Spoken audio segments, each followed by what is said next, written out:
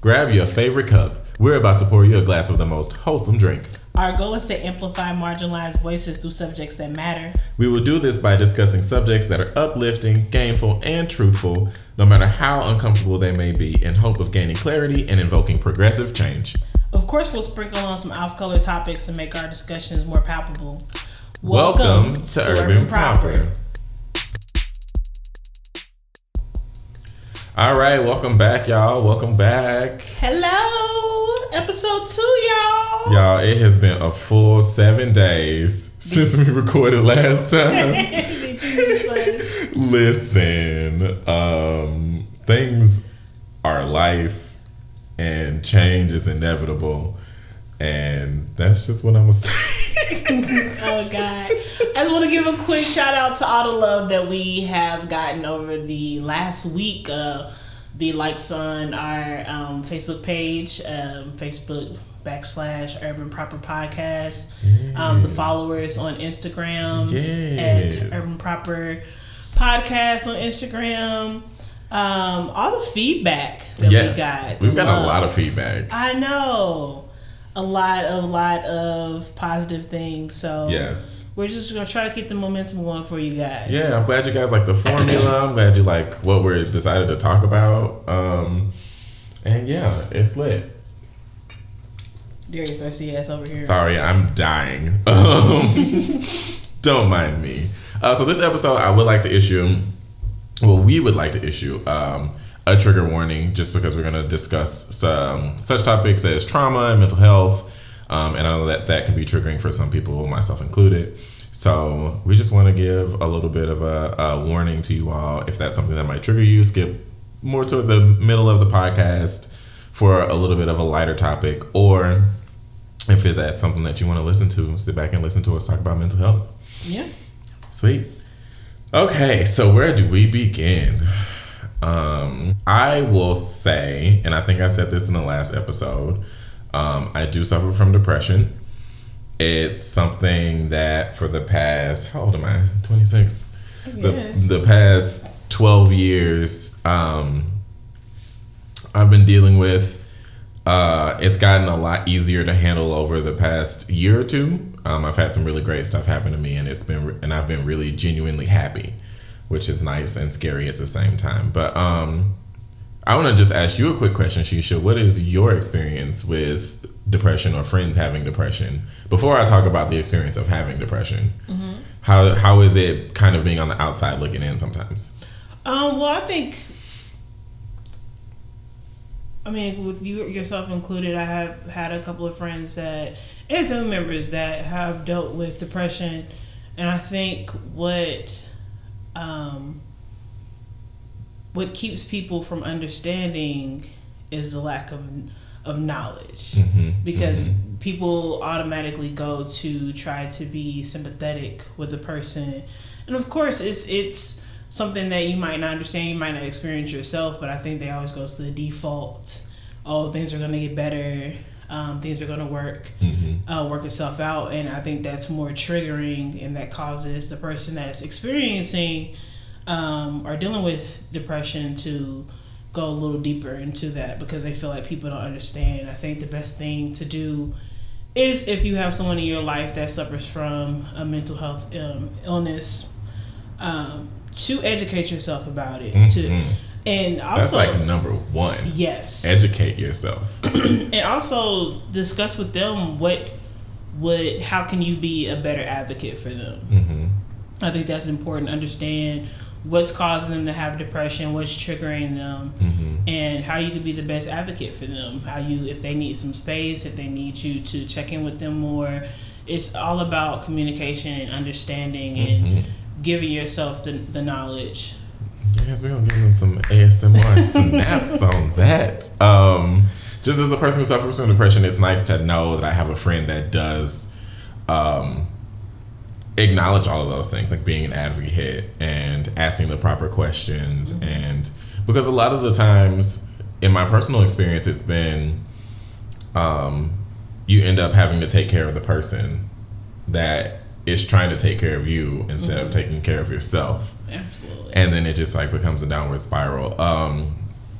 But real quick, I want to talk about, I step outside of just depression and talk about mental health in general, trauma. Because I feel as Black people, we have a lot of trauma that we are still trying to unpack. We have a lot of trauma that we're trying to deal with as a people.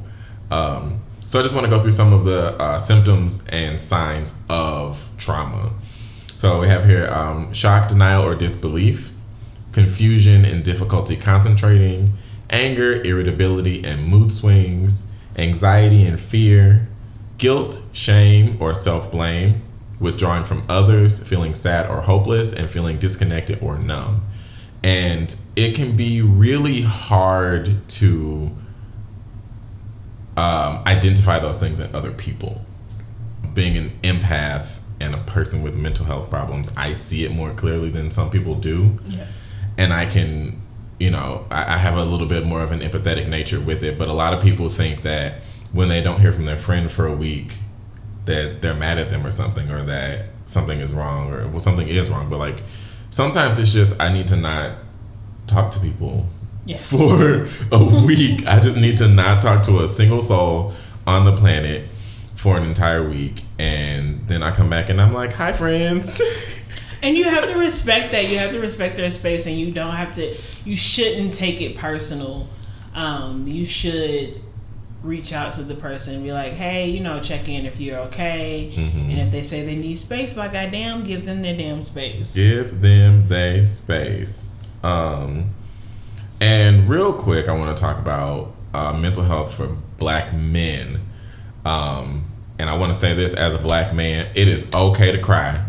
Oh my goodness, please cry. It is okay to let out that anger and that frustration and that sadness and that all of those things that you're feeling, just not on somebody. Please.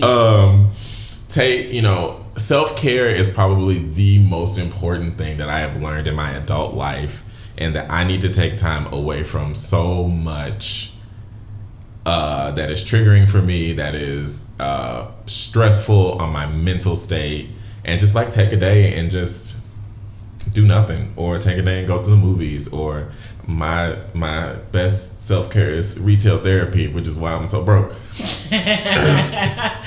Mine too, mine as well. I like Amazon, okay? It's like sending yourself presents when it's not your birthday. Oh my goodness. Quick side note, I was on my Amazon the other day, and I was looking through my orders trying to find something that I wanted to repurchase, and I realized between 2017 I really didn't buy anything on Amazon. Really? But 2018, I don't know what happened, it just exploded. And I was ashamed about how many pages I had to go through on Amazon to find this product I was trying to repurchase. I have thankfully slowed down a little bit on Amazon purchasing. But Jesus. A real thug still likes to go on there every now and then and order a package. It's like, I don't need it. I don't need it. Click one, and then they get you because they got that buy in one click, so you don't have to go through the whole process of checking out. You just boop, click, and it's purchased. And I'm like, my goodness. Oh no. I had to end my Prime. I'm just like, I don't need to do it. That's it. Everyone loves free shipping, but it's like I will literally not buy something because the shipping is not free. 2-day shipping. I'm like, ooh, and I ain't paid for it. Okay. Anyway, ooh, excuse me. Ooh, how unladylike of me. I'm sorry. Goodness. Back to talking about mental health for Black men. Black men have this whole tough man, toxic masculinity thing that's been foisted upon us, and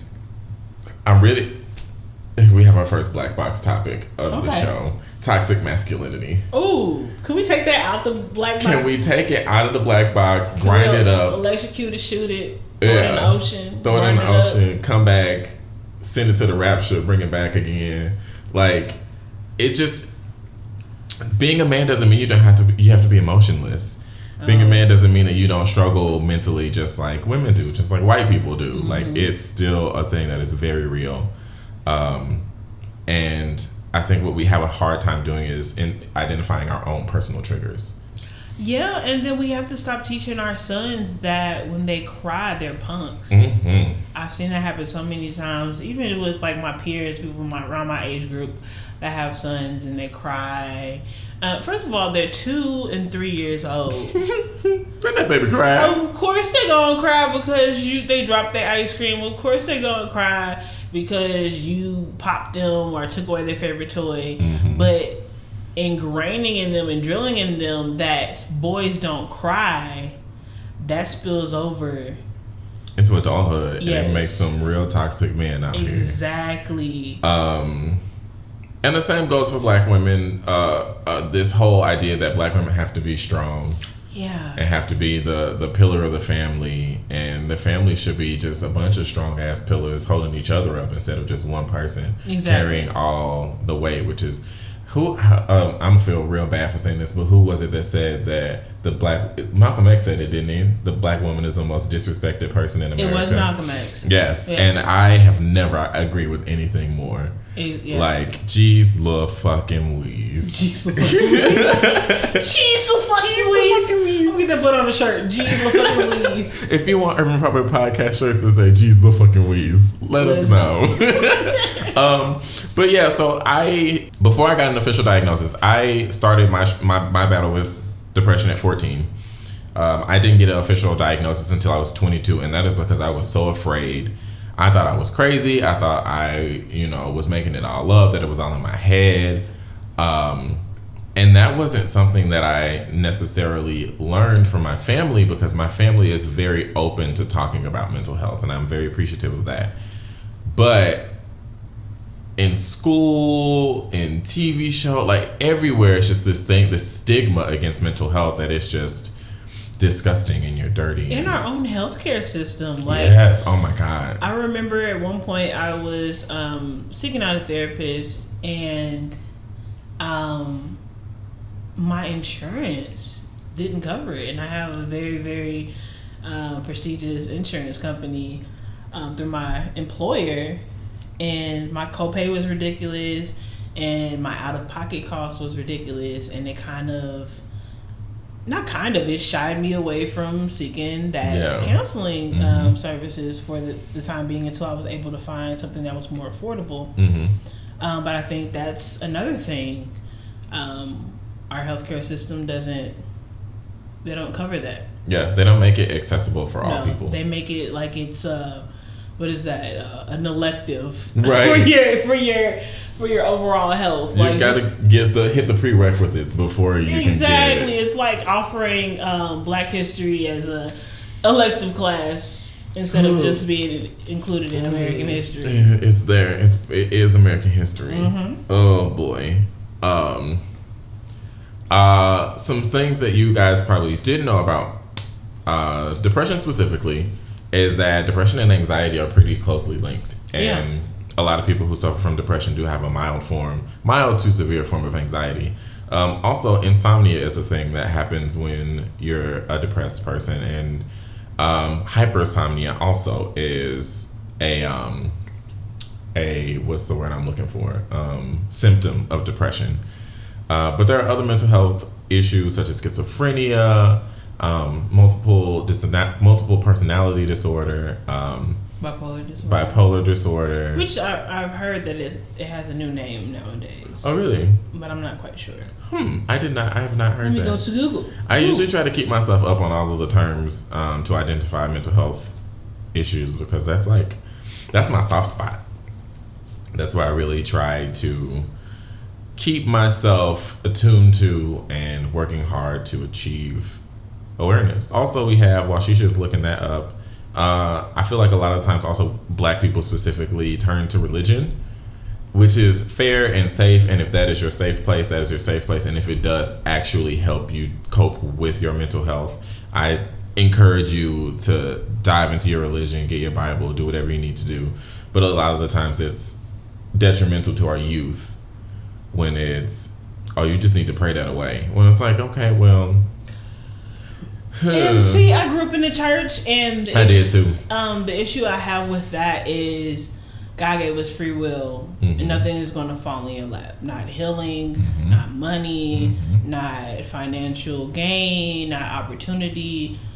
So praying plus seeking help, because faith without works is dead. Yep, there it is. And you have to work towards your health. You have to stay prayed up, and you can still see a therapist. You can still see a therapist and be prayed up. I mean, you can talk to your pastor, you can talk to the deacon board, or however your church is set up structurally. But just sitting there and wanting to pray about it. I know a lot of you might disagree, but I feel like it has to be a combination of both.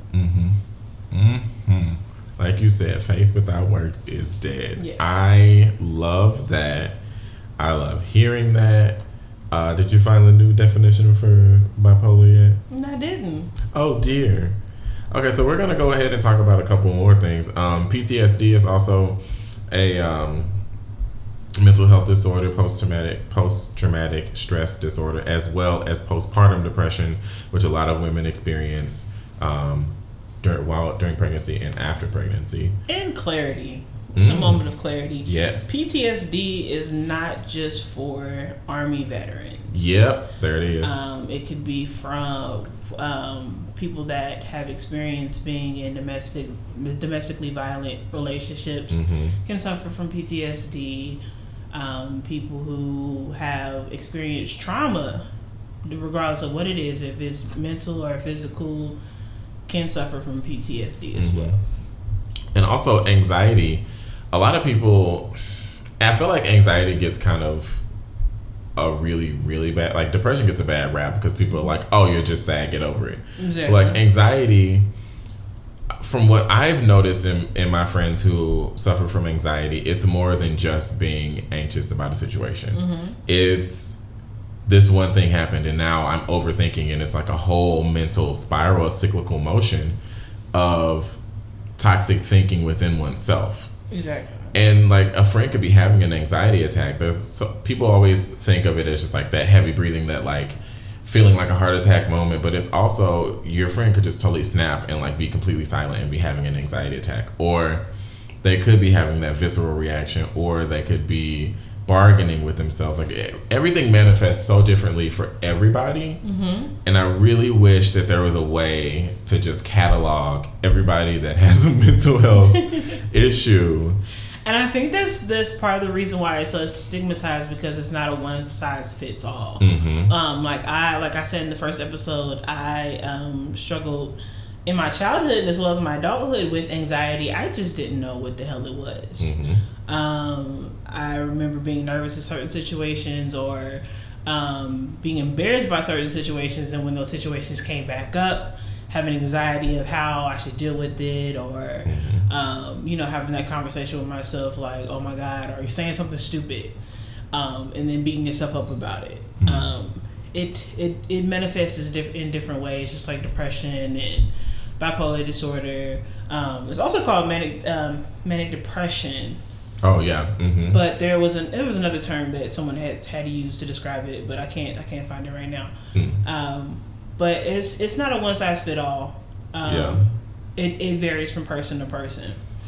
But I think if you look at the universal signs or the standard signs of the mental health, and help your loved one, don't make them feel bad about it. Yes.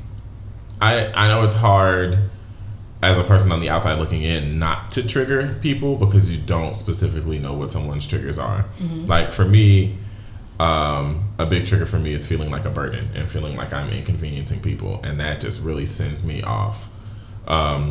But people don't know that, because it's not, I don't just walk up to a new friend and I'm like, hi, my name's Darius. By the way, don't make me think ever that I made you feel like I was a burden on you, because it's going to trigger me and I'm never going to talk to you again. Exactly. So it's really just about having those conversations and being upfront and honest about your own personal knowledge of mental health. Sheesh, you want to shout out this book that we have? Book? Yeah. Oh, it's a group. Is it a Facebook group? Oh, yes. Miss Fleming. Shout out to Miss Heather Fleming on Facebook. She doesn't know I'm giving her a shout out. And we need to link up, Miss Fleming. We keep missing each other. We're gonna get it together. Miss Fleming just just started a group on Facebook. It's called Black Women Healing. About 3 weeks to a month ago. It's a group dedicated to Black women.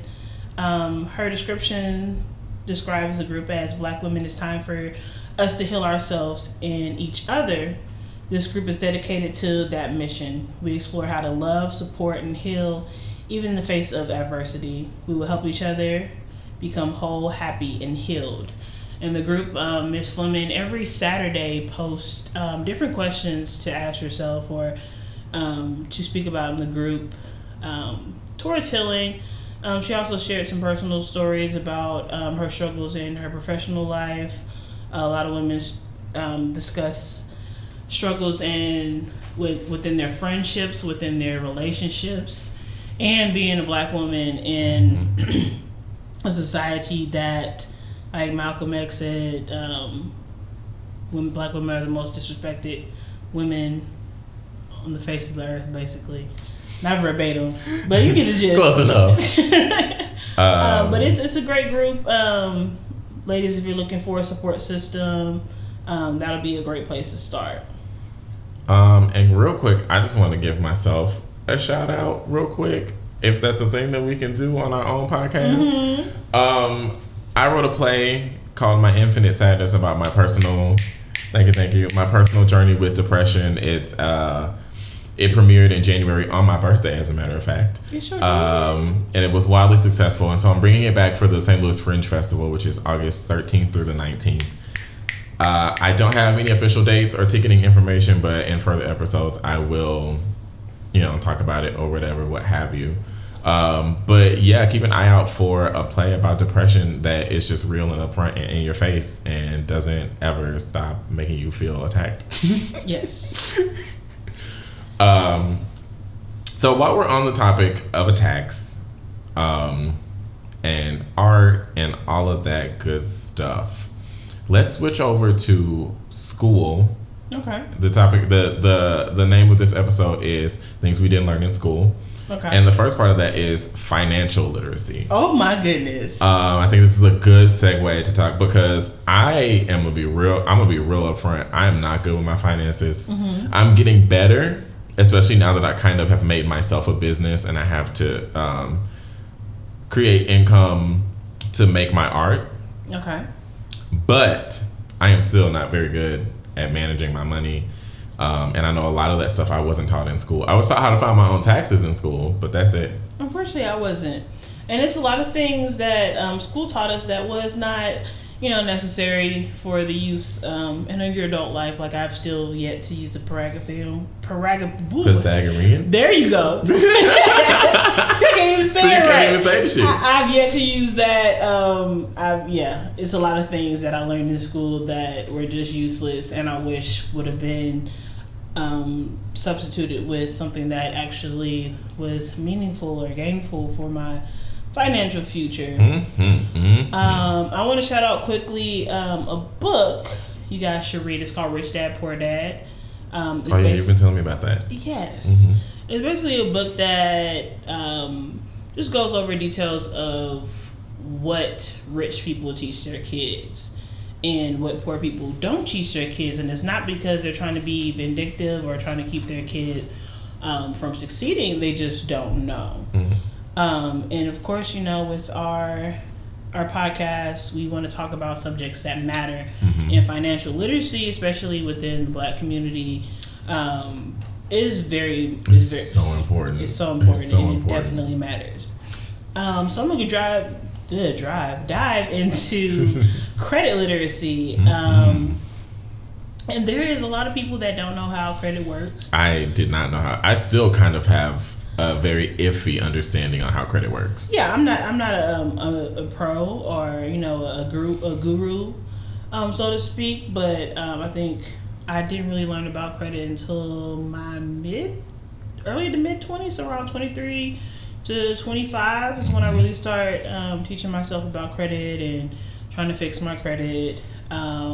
So what is a credit score? Now, there are three main credit bureaus. There's Equifax, Experience, and TransUnion. Now there are different ones as well, but those really don't matter. These are the main ones you need to focus on. These credit bureaus create your credit reports. Now they have addresses that you've had in the past. They've had your different name variations, like if sometimes you just use your first or last name or middle name or middle initial. They also have your student loans, anything that you had in collections like utility bills, hospital bills, did I say loans? Mortgages, student loans, mortgages, car notes, your auto loans, all go into your credit score as well. Now the credit score can range from a 300, which you're not going to get anything with a 300. Ain't nothing. Nothing. I don't think you can even open a bank account with that low of a credit score. Really? I don't think you can. Oh wow. I'm not sure. But it goes all the way up to an 850. Now there are two different types of scores. I know that's where it gets a lot of confusion sets in. There's a Vantage score and there is a FICO score. Now these scores are typically, like I said, based on your payment history. If you're paying your credit card bills on time, if you're paying your car note on time. Also, if you have like rent through, if you lease an apartment or a house through someone that reports your credit, like normally like a apartment complex building or condos, they also report your payments to the credit bureaus.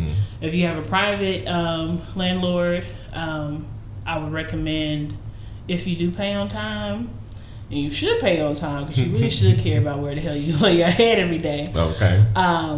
You should ask them if they could do reporting as well. Now this does not include your checking account or your utilities bills. Damn. Also, how long you've had credit factors into your credit score as well. If you've had an account open, if all your accounts are less than a year old, it kind of affects your credits as well. That's why it's important to keep your credit cards that you had open for 5 years or more open, even if you don't use them. Now, is it true that if you don't use your credit card, that affects your credit score as well? It depends on the bank that you have the credit card through. Now, I know when I used to work at a retail credit card call center, they did, after a while of non-use, reduce your credit limit, which that angered a lot of people. Especially the credit savvy people, because they understood that by decreasing their available credit, it hurts their credit score as well. Okay. Sorry, I lost my space. Oh, also your credit utilization. So if you have a credit card and you have $1,000 limit, you always want to make sure that you're only using, during a billing cycle, 30% or less of your credit limit. Because using too much of it makes you a credit risk, and you might think of, well, why the hell did they give me this big old credit limit? Well, they gave it to you because they technically want you to be in debt, but they want to see how well you manage it as well. Also, your debt to income ratio, which is also called D is in David, T is in Tom, I is in Igloo, DTI.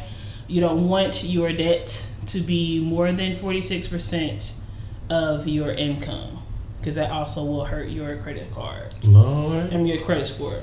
Y'all, I should have a 300.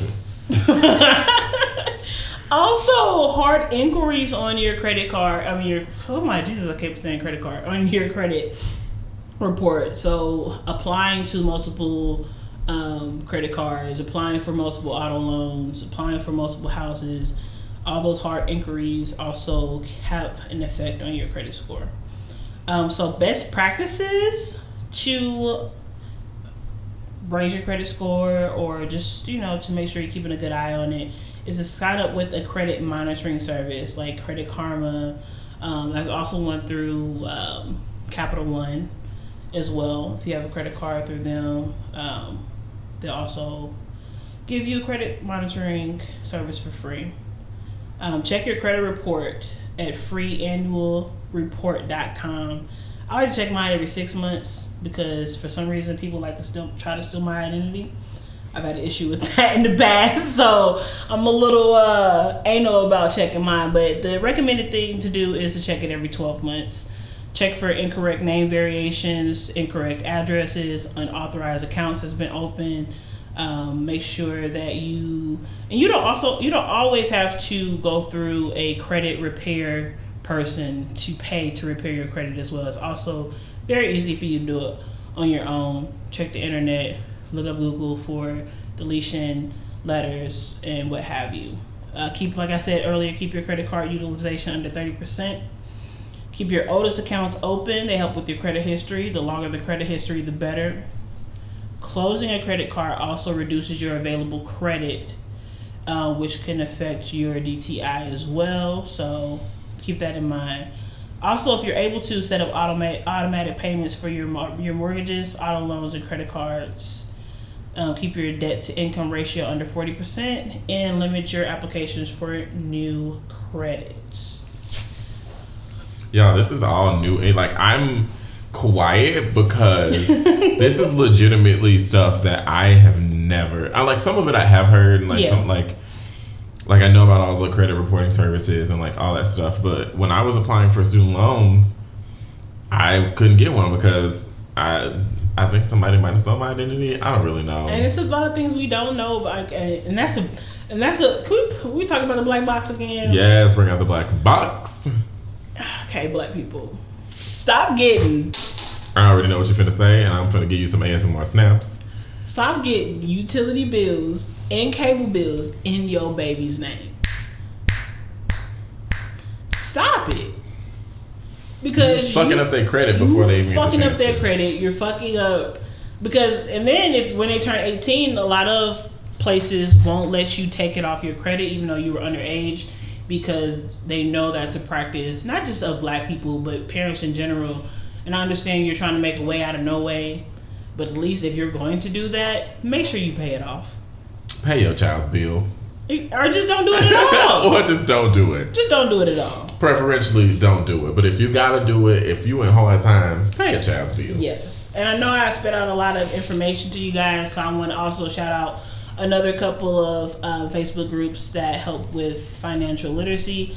These two groups, they are more geared towards black women, and that's because I'm a black woman, so I know of these groups. So male listeners, black male listeners, if you know of any financial literacy groups that are geared towards black men, please go on our Facebook page, Urban Proper Podcast, or our Instagram page at Urban Proper Podcast, and drop that in our comments. Drop that info. Yes, but I want to talk about the Broke Black Girl. It's a Facebook group and now a nonprofit organization. Yes. And a budget consulting business. Yes. Yes. So snaps for you, girl. Yes.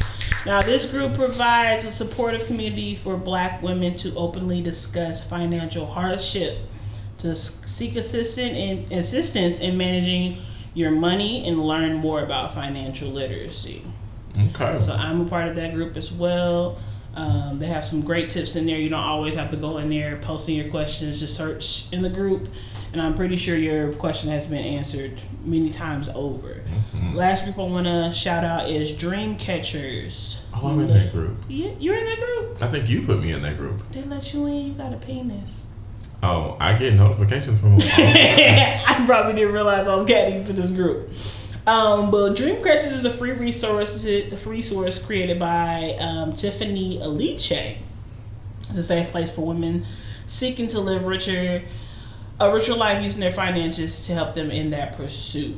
So she has a lot of, like I was talking about, the deletion letters and everything, advice on how to keep your credit score looking nice, or how to make it look very, very sexy. Yes, sexy. Yes. And I also want to talk about the 50, 30, and 20 rule. Now, a lot of people that I know, including myself, have struggled with living paycheck to paycheck. And I know sometimes you really can't help it because that's just how you hit hard times, or you get a little overwhelmed. Oh, maybe I'm not in the group, but like I see it all the time. Anyway, carry on. So a lot of people, and there's been a lot of articles about that, and I'll drop some of those articles later on our Facebook profile. There's a lot of people who don't have a savings account. A lot of things, emergencies come up. The average emergency that come up with a car is around $400, and a lot of people don't have that in their savings account. You want to say for emergencies, medical emergencies, just happenings of God, hail damage, tornadoes. I have a savings account. Mm-hmm. My problem is not touching it. Mm. And I work in a restaurant. Mm-hmm. No specifics there, but I make a pretty decent amount of money on the weekends when I work. Okay. And I usually like to divide my money up. Like, if I make a bunch of money from my art, I'll put that in my second checking account. Okay. All of my money that I make, like cash, I usually will put in my savings account. And then, like, if I get a check, I'll put that in my checking account. Okay. And of course, being an artist, I like to spend my money on my art and like making myself better. And so sometimes I am like, well, let me just take $25 out of my savings account. So I right now have a pretty decent amount of money in my savings account, but that could change tomorrow. It does, and I feel like in your case, and I might be enabling you. Don't enable me. I might be. Don't click the Amazon button for me. Girl. But honestly, you're investing in your art. You're investing in yourself. So I understand from your standpoint. But there's a lot of people who, me myself included, will have some money in their savings account, and Fashion Nova will harass the shit out of you on Facebook. Like, how the hell did y'all find my Facebook? Why y'all sending me Facebook messages, text messages? Listen, ASOS? I did sign up for the text message notifications. So, and they hit up my email. So they were like, "Oh, girl, 50% off. We got some new dresses. Come look fly." ASOS be like 75% off all clearance items, and should be like $100 originally, and it's $1, and I'm like, ASOS is also my my vice. But I'll do that sometimes, and that's bad. Like I said, I'm not perfect with my finances, but we're all getting there. But the 50-30-20 rule. Let's get that pulled up. Yes, what is this? Because when you said I was only half listening, so I only heard 20 rule, and I was like, the 80-20 rule? The audacity of to be sitting right next to you and only be half listening. So when saving money, essentially you want to save money for 3 different reasons. You want to save for a short term, like any vacations that you have coming up, any holiday, Christmas gifts, or Ramadan gifts, or Rosh inclusion. Yes, you gotta include all of them. Kwanzaa Hanukkah. Yes. Okay. Hanukkah. Did I say Rosh Hashanah? You did. I did. I don't even know which one that is, honestly. You know, we ain't perfect. We inclusive, but we still working. I'm gonna have to look on that. I'm gonna look up that later. Because I always want to be politically correct. Correct, not politically correct, because that can be wrong. I want to be correct. Yes. Also, you want to save for long term. You want to save for emergencies, fixing your car, major surgery that you might have, or just stay afloat because things happen. Like if you get laid off, or you get in a car wreck, and you just need to take care of some things. That's good. You go off on your manager and you get fired. Not that didn't happen, but the real teeth. But like legitimately, like you never know what happens. You never know. We're all human, and things happen. And I just want to snap real quick. No, I'm not. I snapped enough. That's why I got quiet. I was like, oh shit. I just really appreciate having this platform and this forum to talk about these things, because it's educating me just sitting here listening to you. Yeah. And there's a lot of things that, I didn't know, that my mother didn't know. And it's not to say that she was a bad parent. It's just her parents didn't know, and that was information that wasn't passed on. So you kind of want to break that generational curse of financial ignorance and, bring it to a new era and pass it on to the next generation. Also, retirement. That's a lot of things. There's a lot of my friends that really don't save for their retirement accounts. Listen, if you have a job that matches your percentage that you're putting in or doubles your percentage, you need to take advantage of that for so many reasons. Because not only just to use it in case of emergencies, because like with how my retirement plan is set up, if I have a financial hardship and I prove my financial hardship, I am able to withdraw. But you get taxed like 20-25%, so that's not a good thing to do. But to save for your future, so you're not a 60-year-old lady working at McDonald's.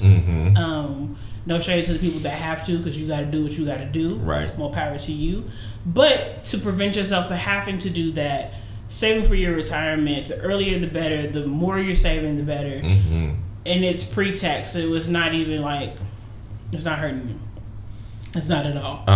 I just want to, are you going to continue with the topic you're talking about? Yeah. Yes, keep going. No, I was just going to take a little small deviation and talk about accessibility of information to Black people. Okay. But we can talk about that. I'll remember. So we can talk about that after you finish, because this is important. But you should be saving around 10 to 15% of your income per pay period for your retirement. Also, life insurance. It's real in these streets, y'all.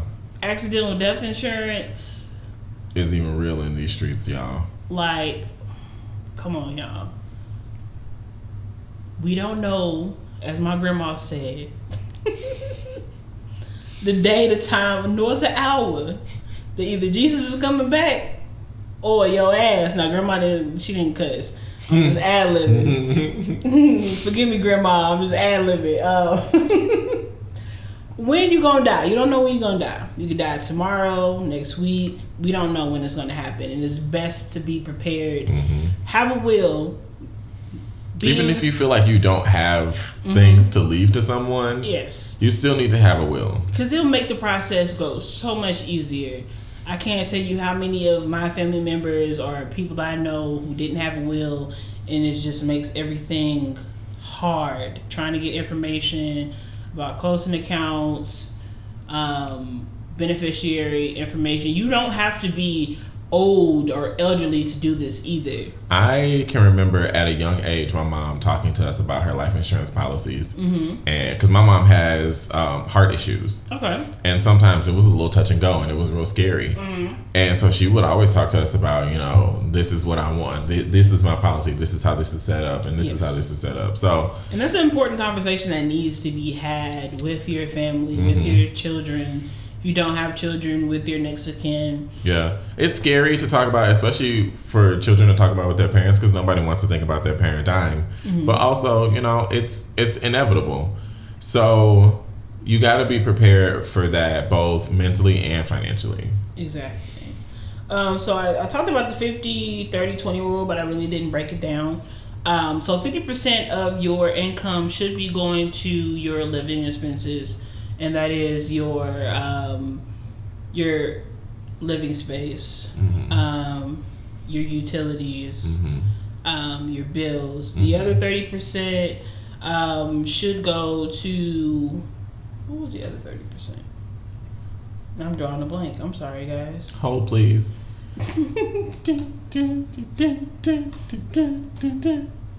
Well, while you look for that, I'm going to talk about accessibility of information. Okay. And this kind of, it goes for both of the main topics of this episode, both mental literacy and financial literacy, because a lot of the times the information to be financially literate is not accessible to Black people. And we aren't afforded those opportunities to go and sit down with a credit counselor, or even the knowledge to know to go and do that. Yes. And, you know, we go to a school and they teach us whatever algebra, blah, blah, blah, blah, blah. Our parents didn't learn it, so they don't know to tell us that. And it's like you said, a generational curse of trying to gain that knowledge and share it with everybody. And just because somebody is trying to gain that knowledge and share with everybody doesn't mean they're selling out or they're, yes, ASMR snaps. It doesn't mean they're selling out or anything negative. It's a positive thing, and you should be accepting and ready to receive that information from your friends, from your family, when they're trying to help you get financially literate, when they're trying to help you get mentally literate, when they're trying to help you through these tough times in these streets. Did you find your information? I did find it. All right. Oh, my little segue was right on time. All right, I'm sorry, y'all drew a blank. So 50% of the 50-30-20 rule should go to groceries, housing, utilities, health insurance, and your car payment. Okay. Now 30%, shout out to your wants and your desires, because that's your 30%. Okay. Your shopping, your dining out, your hobbies. Okay. That Amazon. Yes, that Amazon. Now, as close as you better keep a close look on your trigger finger. Listen. Don't be adding too much to your cart. Anyway, 20% goes into your savings, and I think that's a good chunk of it. And like, depending on how much money you make, 20% is not a lot to be putting away every pay period. It's not in comparison to 30% of it being your needs, right? In comparison to being able to, it's like, okay, I'm not good at math, but I'm gonna try. Yes. So you make, let's say, just for shits and giggles, you make $400. Okay. Like that's a busy shift for me, like a double. So I made $400. Wait, in a day or in a day? Okay. In 12 hours. Okay. Sometimes 15 hours. Oof. Last Sunday. So let's say I make $400 in a double. I keep $200 for all of my business expenses. Okay. I put, so let's see, half of 200 is 100. And then I'm not good at math. So like $30. Let's get a calculator. Let's do math. All this math we learned in school. Listen, I'm so mad because I'm straight up over here struggling trying to do these percentages, y'all. Let's see, 400. 400 divided by 2 is not 5. Okay, by 2 is 200.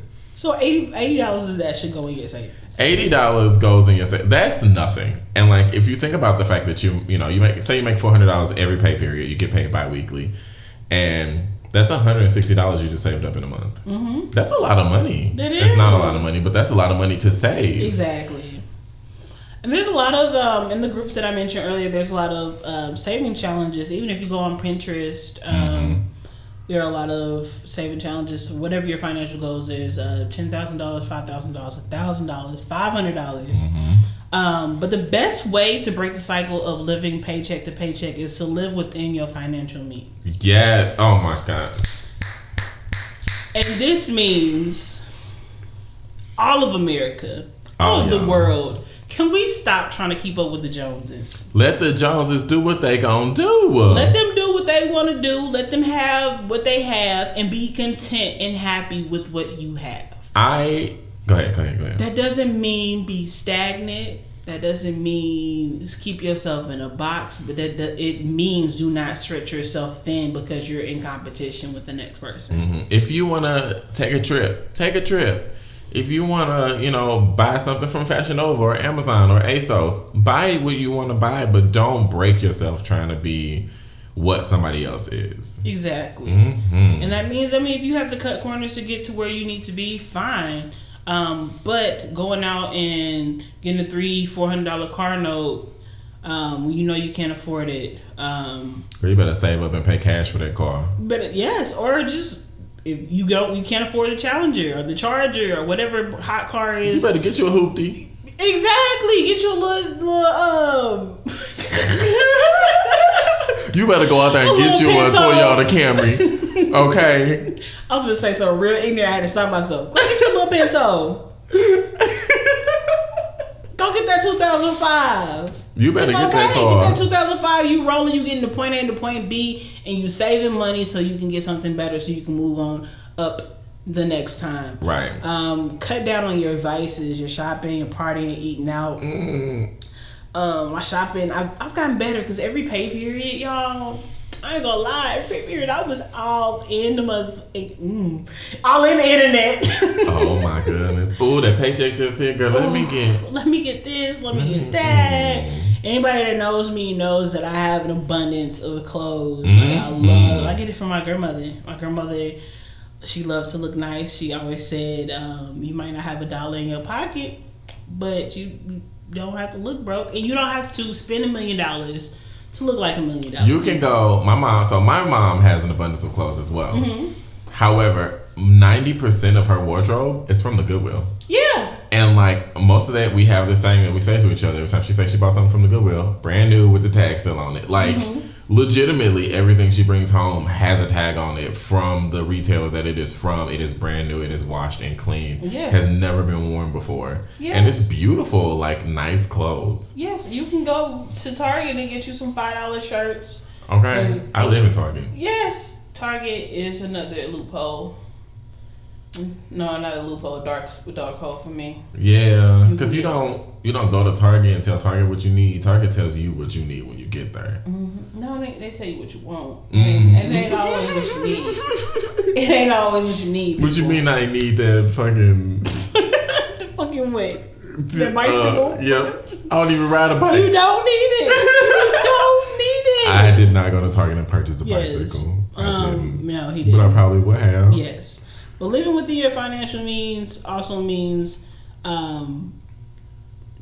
knowing that you shouldn't buy the new Jordans every time they come out. Mm-hmm. You don't have to get the new iPhone every time it comes out. You don't have to. If that's what you want to do, that's what you want to do with your money. Fine, but I don't want to hear you complaining about how you're broke or how you're in the same position that you were last year if you're not trying to do anything about it. Oh man, I'm never gonna get any better. Blah blah blah blah blah. Okay, well listen. Because I'm gonna look you the same face. My ass has been reviving the same MacBook Pro.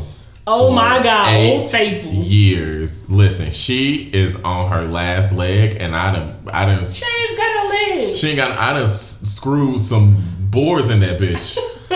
She's standing up on something, but and like that's an investment that I probably should make is a new computer. Yes, but it's very expensive, and if I can keep rebooting this old bitch,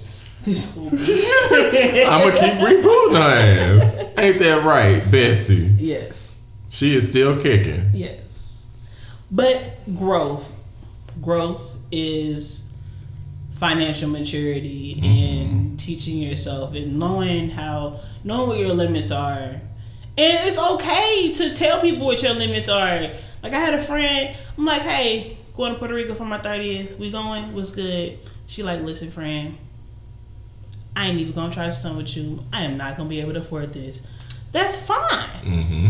When people are upfront and honest with you about that, you should not drag them. Right. Definitely, I look up to my friends who are like, yeah, I can't afford this thing. Because me, I'm a concert hoe. And if I can buy a ticket to a concert it could be my last $20 in my account. And I'm going to be like, oh, well, looks like I'm going to see this artist who's I've only heard one song from, but I think I kind of like them and they're kind of cool. Like, we all have our vices. Shisha's is a lot of things. Shopping. Mine is shopping, but concerts has definitely become. Ooh, you decorated my apartment. But your apartment is so cute. Thank you. Always. Every apartment you've lived in since I've known you has been cute as fuck. I mean, that's how my life is set up. It's just my aesthetic. Okay? It's just my aesthetic, boo. You have to walk into the bachelorette pad. Listen, I'm not finna play. It's real boomerang in here, y'all. Not just playing.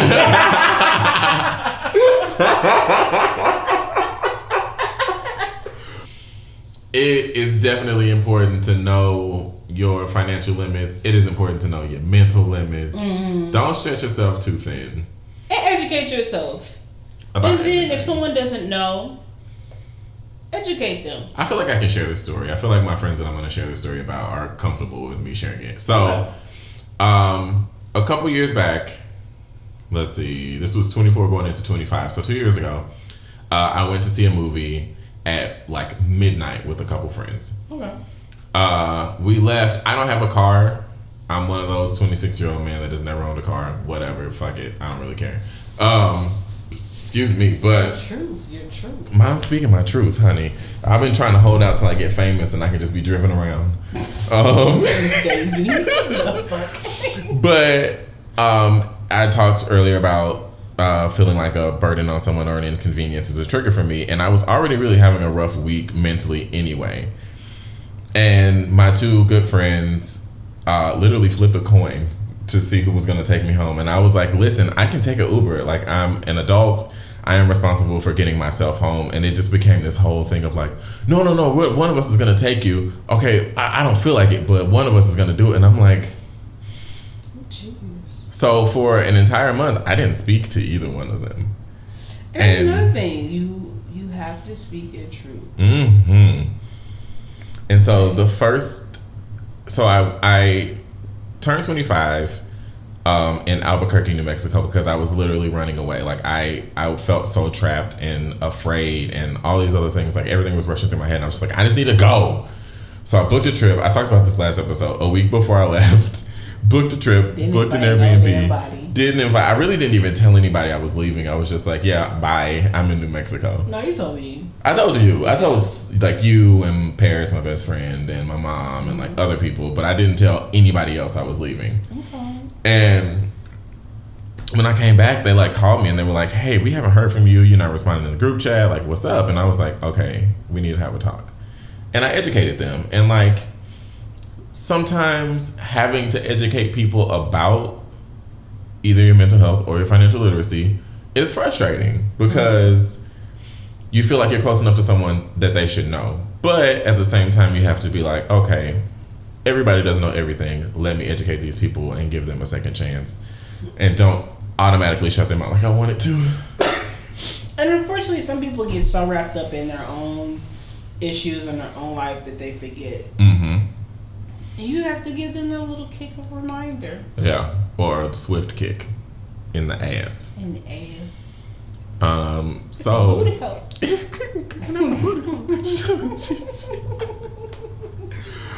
So what are our segments for today, Sheesh? What are we getting into this time?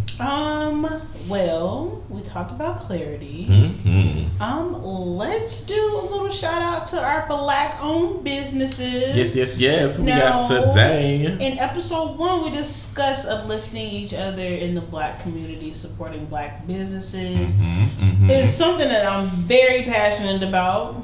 Me and Darius, we want to make this a trend that sticks. So head over to our Facebook page, Urban Proper Podcast, and comment your business name, the goods or services that your business offers, your location, website, and social media accounts. And that is not limited to St. Louis, the St. Louis area. That is everybody, everywhere. If you have a business and you Black, we want to promote you. We want to make sure that you are getting the business that you deserve and your services. Back together. Yes. And authors and artists, we want to hear from you too. Yes. If you are a painter, a musician, a writer, a playwright, an actor, whoever, we want to shout you out. We want to give you some props. Photographers too. Yes, photographers. And if you don't own your own business, that's fine. Just shout out Black business that you patron often.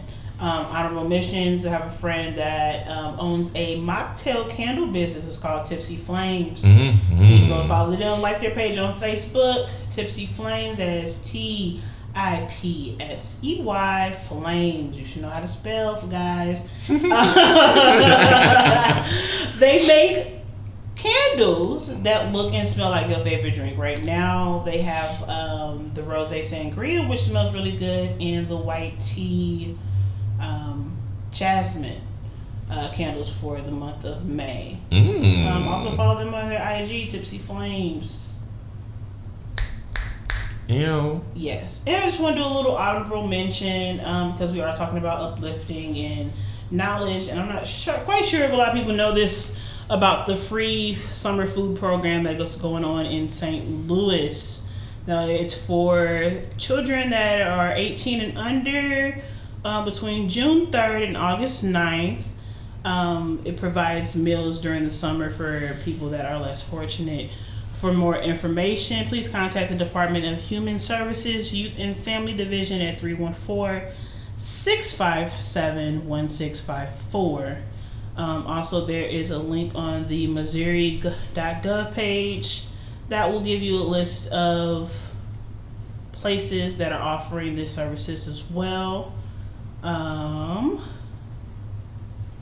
And we'll put links and all this information as well on our Facebook page once the episode is out. Oof. Excuse me. I got a little gassy for a minute. Oh my goodness. What is wrong with you? Oh my God. I don't know. I'm dying. I told you. Oh, Bertha. Oh, Jenny. I want to give a shout out to Gigi Palmer for the gag. Listen. Yes. And guys, don't forget to tell a friend to subscribe. I can't talk today. to our podcast on Spotify and SoundCloud. Right now we're having issues with iTunes. iTunes is being a little bitty person.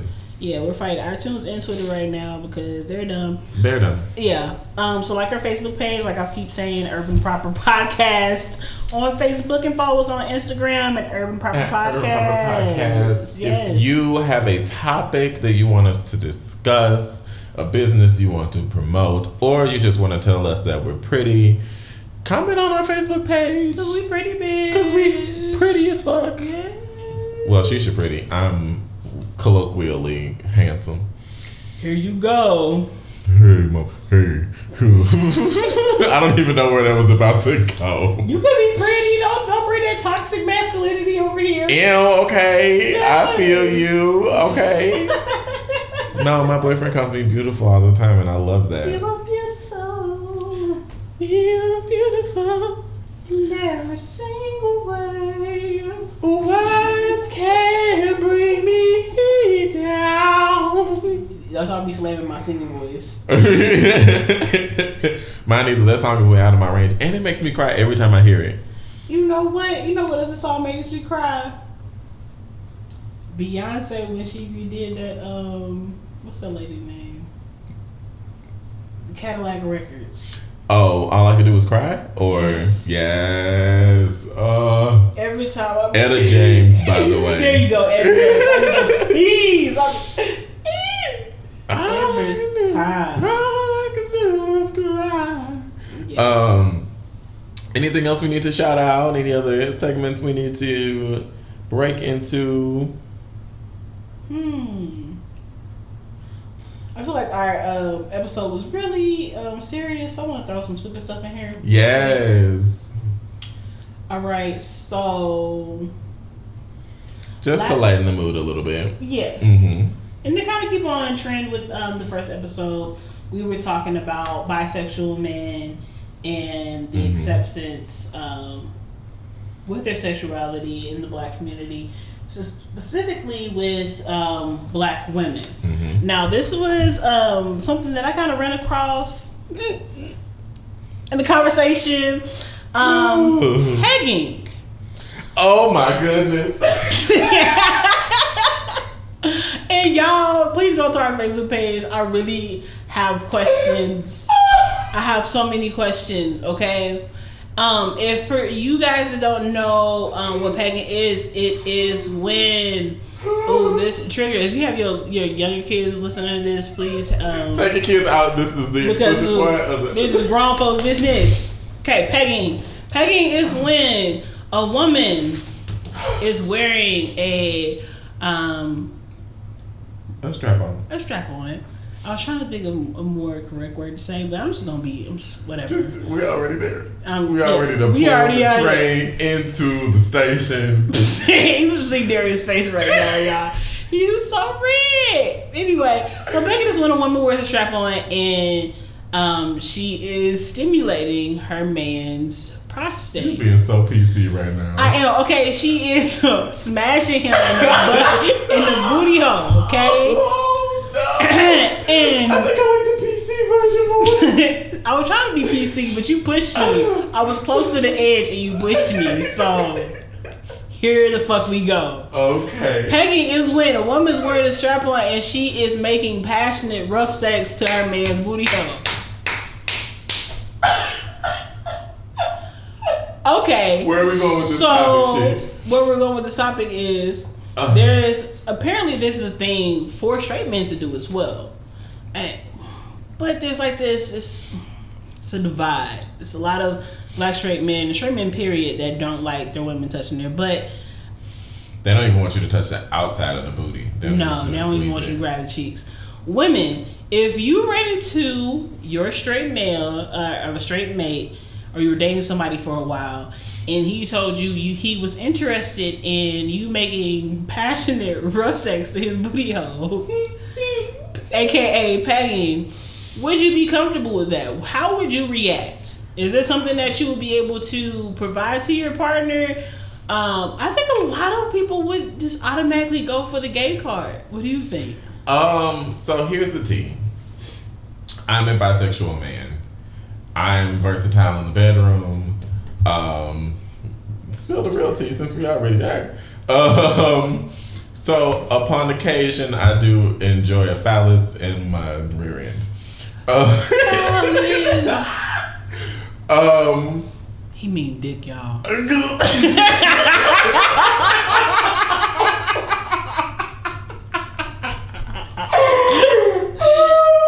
means penis.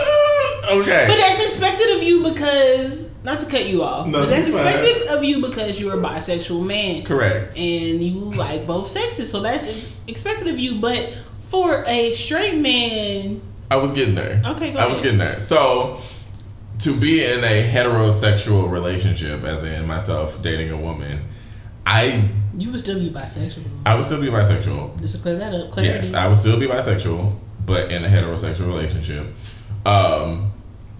I wouldn't want my woman to make passionate, rough love to my butthole. I definitely would have no problem with her, playing up in there, but I don't want to be... I think it's not gay because the prostate is a powerful thing. And can you explain it to people who don't know what the prostate is? The prostate is the male G-spot, essentially. Okay. It's approximately 2 inches into your rectum. If you take your middle finger and you go up to about the knuckle and you move a little bit right there, boom, there it is. And also, I'm trying not to laugh because Jerry's face looking. I got real serious for a minute. Yeah. I was like, but it, and I talk to my straight friends about this all the time. I'm like, not trying to get anybody to be into something that they're not into. However, I have achieved some of my best orgasms from prostate stimulation. And so I feel like if God in all of his power put your G-spot up there, go get a little freaky deaky. I'm sitting here as you're talking, contemplating in my mind whether or not I would be accepting of making passionate rough sex to my man's butt. Legs all thrown behind his head. And see, that's more that weird power play between men and women. I like to rule things in the bedroom. That's just the type of person I am. Okay, spill the tea. I mean, since we're spilling tea all over the place. Gosh, the floor is covered. Instead of the floor is lava, the floor is tea. The floor is tea. But I don't know if I would be... how I would react to the situation. And it's... you kind of can't knock it till you try it, but also... I don't know. I don't know if I want my man face down ass up. I think it's fair to be trepidatious, and it's fair to be a little put off by it to begin with. Mm-hmm. Because I know that a lot of women like that masculine energy of... I know a lot of women that don't like men who have desk jobs. Like, they want their man to be a manly man, go get their nails dirty, change my oil, take out the trash, mow the line. I am too good for that. Come back, stinky balls, throw it in. Yeah. I mean, I don't hate that last part, but I understand the trepidation with not wanting to do it, but also I feel like that's a lot of power that you can hold in your hands. And that's another thing. And not in a negative way, in a very positive way. Yes. I'm all about power in the bedroom. Yes, and then you have to also think about, I used to have a stigma against, my mama's listening, I know my mama's listening, about anal sex. I thought if a man wants to have anal sex with a woman, that shit is gay. But, with educating myself and everything, it's a woman. You're, making love with your woman. And a lot of women have orgasms from anal penetration. So it's all about pleasing your partner. You just have to educate yourself and have that conversation. Which I think I think as a people we should be more open to sexual experiences. I find that I am happier when I'm with someone who shares in my sexual delights. Yes. I think that's most people. Mm-hmm. Yes. So black people, you have to find that freak-a-leak for you. If you are tired of missionary 2 times a week. 2 times? 2 times a week. You better go get you a stallion that can beg you. Megan. Megan the Pagan Stallion. Megan the Pagan Stallion. And not that we know her life like that. We just throwing that out there. Right. It's just a funny little. But yeah, go to our Facebook page and tell us how you feel about begging, amongst other things. Should we do just a whole episode about sex? Do we need a sex episode? Yeah, but my mama can't listen to it. Sorry, Mama Shisha. Fee, you can't. You can't listen to a feed. You can't. You banned. I'm sorry. You can't be knowing my life like that. My mama can't listen either. We just banned all mothers from mothers podcast. Can't listen to this podcast. Nah, you can't listen to How We Get Down. Yeah, no. Even though my mom's tried to open that conversation door between me and her, and I had to shut shit out that door. I slammed that door. It's weird being bisexual and a man and being as close to you with your mom as I am. Yeah. Because she likes to talk about men sometimes and who she finds attractive, and I'm totally comfortable talking about it, but at the same time I'm like, I never thought that I would be talking to my mom about. Now, me and my mom would do that. My mom's fairly young. My mom had me when she was 15, so we're closer in age than the average mother and daughter. But it's always been that, growing up, especially with your first kid, you got to set the ground rules. And I think with that and my grandmother helped raise me as well, kind of block that off a little bit. And my mom tries to open that door with conversation. Now we'll talk about who we got goddamn for, Idris Elba, goddamn. But when it comes to where you just come from, oh mom, I just came from swimming, that's why my hair all jacked up. I can't be like, oh mom, I just my mom called me one time trying to share some information with me, and I hung up on my mama because I'm like, no ma'am. No, and I get you have an adult child and you want to, have that relationship with your child, but it's just like, no ma'am. No, I no can't. Ma'am, no girl. I can't. Yeah, nah, I'm good. I don't need my mom to know what I do. I don't.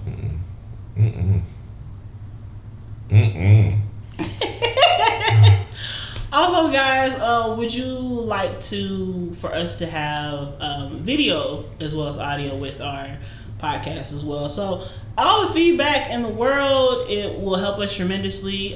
We are welcoming to constructive criticism. So hit us up. Have a conversation with us. Don't forget to tell a friend to tell a friend to tell a friend. To tell a friend to tell another friend to tell an enemy.